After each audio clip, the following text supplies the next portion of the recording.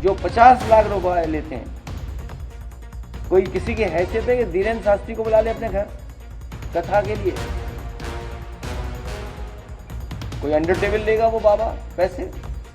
आप पता करवा लीजिए, अंडर टेबल नहीं लेते हैं वो धीरेन्द्र शास्त्री क्या? संत समाज जो कथा करता है सब लोग एक समान नहीं है। तमाम ऐसे संत को मैं जानता हूँ जो बहुत ही ज्ञानी हैं, वो महापुरुष हैं, और वो कहीं पर भी वो पैसे की लेन देन की बात नहीं करते। इटावा में जो कथावाचकों को मैंने बुलाया, वो मैंने इसलिए बुलाया कि समाज में दूरियां ना हो। उस गांव में पहले भी ये यादवी कथा करके गए हैं, आप पता करवा लेना। आप उन गांव वालों को सब पता है कि ये यादवी है कथावाचक, क्योंकि जिस परिवार को कथा करानी थी उन पे इतना संसाधन पैसा नहीं था कि लाखों रुपए वाले कथावाचक बुला लें, क्योंकि कई कथावाचक हैं जो 50 लाख रुपए लेते हैं। कोई किसी की हैसियत है कि धीरेन्द्र शास्त्री को बुला ले अपने घर कथा के लिए? कोई अंडर टेबल लेगा वो बाबा पैसे? आप पता करवा लीजिए, अंडर टेबल नहीं लेते हैं वो धीरेन्द्र शास्त्री क्या? कथावाच ने भी पता नहीं कितनी कीमत होगी उनकी, फ्री थोड़े नहीं।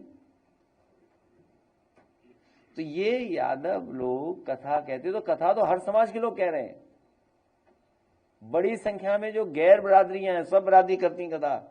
तो क्योंकि ये परिवार गरीब था तो इन्हें सस्ते में कथावाचक मिल गए, वो हमारे समाज के।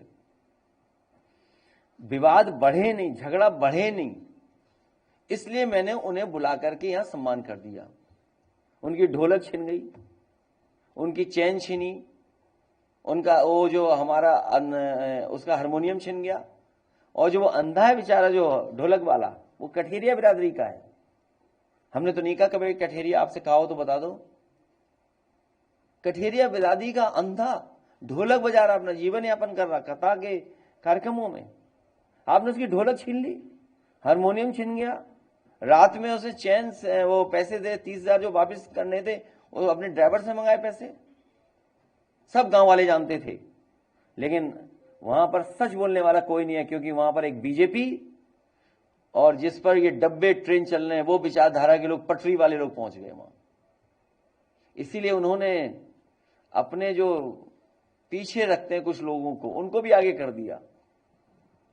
झगड़ा ना बढ़े इसलिए मैंने उन्हें बुला लिया था यहां पर, और पूरे गांव को पता था कि ये किस जाति बिरादरी के ये लोग हैं जो कथा कहने आए हैं, क्योंकि यादव कथावाचक उस गांव में पहले भी कथा कह चुके हैं, कोई नए नहीं है। और जो फैलाई बीमारी जिसमें हमारे निर्दोष फंस रहे हैं कई लोग, सोशल मीडिया क्यों नहीं लिखेंगे लोग? सीओ स्वागत में गए, समाजवादियों का स्वागत हो सकता है? बताओ आप खुद सोचिए। पुलिस स्वागत में गई हो, सम्मान से विदा कर दिया हो किसी को। ये सब प्लांटेड लोग हैं। और जो अहीर रेजिमेंट के बारे में मैं बता दूंगा आपको, सोशल मीडिया पे देख लेना आप। हरियाणा के लोग, गुजरात के लोग, राजस्थान के लोग, जितने भी अहीर रेजिमेंट मांग रहे हैं, सब भारतीय जनता पार्टी को वोट देते हैं। सब के सब भारतीय जनता पार्टी को वोट देते हैं।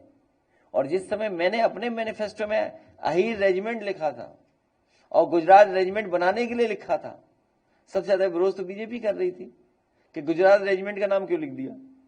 आप हमारा मैनिफेस्टो मंगाइए 2019 का, उसमें बाकायदा मैंने लिखा था कि समाजवादी सरकार बनेगी तो हम अहीर रेजिमेंट और गुजरात रेजिमेंट जरूर बनाएंगे। उन्हें आपत्ति थी, गुजरात रेजिमेंट क्यों बना रहे हो? जितने ये राजस्थान के हैं, हरियाणा के हैं और गुजरात के अहीर रेजिमेंट जो मांगते हैं, वो सब बीजेपी को वोट देते हैं। अगर ये बात सच नहीं है तो पता कर लो आप। लेकिन उन्हें दिखाई दे रहा है उत्तर प्रदेश का चुनाव, अभी प्लांटेड लोग कम आए हैं। अभी प्लांटेड लोग देखना कितने आते हैं, तो हमसे कोई खिंचा ले फोटो। लेकिन हमने रेट तय कर दिया कुछ। मैंने आज मैं व्यापारी साथियों को धन्यवाद देता हूं, आज इन्होंने लाखों रुपया मुझे दिया, लाखों रुपया दिया। आप कल्पना नहीं कर सकते कि हमारे व्यापार सभा के लोगों ने कितना हमारी मदद की है। लाखों।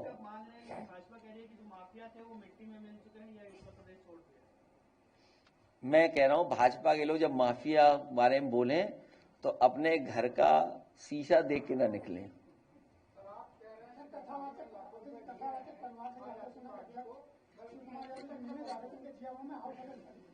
क्या चीज? क्या किन के यहाँ? अरे इतना नहीं दिया जो इनकम टैक्स में चले जाए। इतने देने वाले भाजपा को देते हैं। ये जो चंदा वसूली कुछ इनकी पॉलिसी है।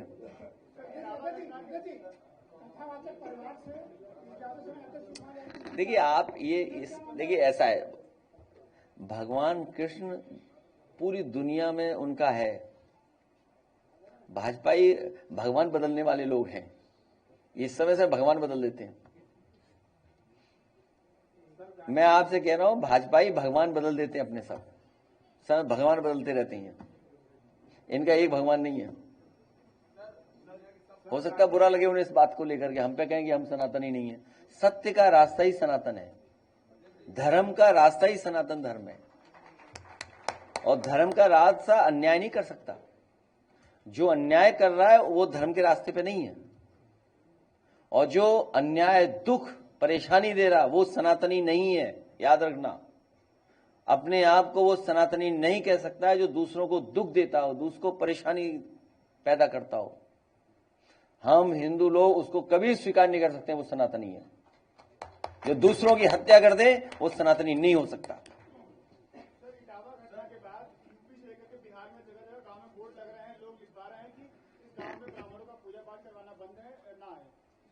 आजकल ऐप पे कर लो पूजा पाठ, बहुत सारे ऐप आ रहे हैं। नहीं, आजकल ऐप बना दिए हैं सबने। ऐप से कर लीजिए पूजा, उसमें क्या है। हम किसी के विरोधी नहीं है इसीलिए। और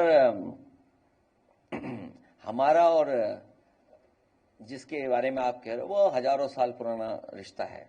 उसके लिए भी आखिरी भजन सुना के आपको घर विदा करेंगे। क्या इटावा की घटना को यादव बनाम ब्राह्मण बनाने की कोशिश हो रही है? अरे यार क्या ही पत्रकार हो तुम यार।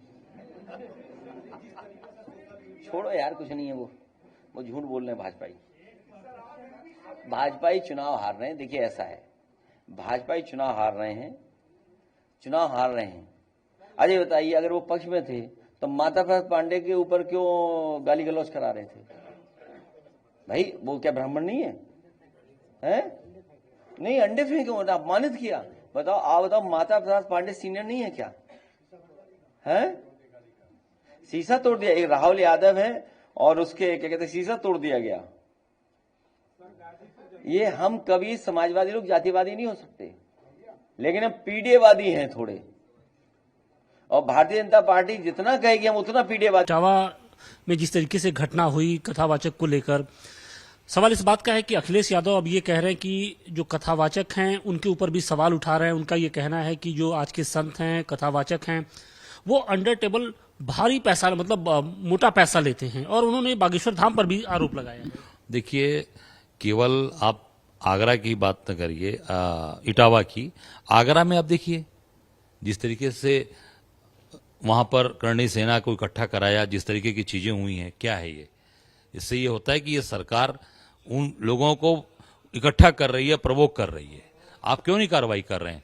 आपने इटावा पे जो घटनाएं घटी बिल्कुल निंदनीय है, वो मैं उसकी निंदा करता हूं, पर प्रभावित सरकार को कार्रवाई करनी चाहिए। सरकार क्यों मौके दे रही है? सरकार हर जगह फेल हो रही है, चाहे इलाहाबाद हो, चाहे इटावा हो, चाहे आगरा हो, हर जगह सरकार फेल हो रही है और अपने फेलिवर को छिपाने के लिए तमाम हथकंडे अपना रही है। लेकिन अखिलेश यादव भी लगातार संतों पर सवाल उठा रहे हैं। उन्होंने कहा कि जो आज के संत हैं, कथावाचक हैं, वो टेबल के नीचे मोटा पैसा लेते हैं कथा कहने के एवज में। मैं इतना ही कहना चाहूंगा आशुतोष जी कि संत समाज जो कथा करता है, सब लोग एक समान नहीं है। तमाम ऐसे संत को मैं जानता हूं जो बहुत ही ज्ञानी हैं, वह महापुरुष हैं, और वो कहीं पर भी वो पैसे की लेन देन की बात नहीं करते। वो समाज को एक संदेश देने का काम जो भगवत गीता में है, जो श्री रामचरितमानस में है, वो बताने का काम करते हैं। सब लोग एक समान नहीं है, सबको इसमें नहीं जोड़ना चाहिए। और मैं समझता हूं कि संत की एक अलग उनकी अपना एक उनकी स्थिति है, उनका अलग स्थान है। हम सब लोग उनका सम्मान करते हैं और सभी संत एक समान नहीं है।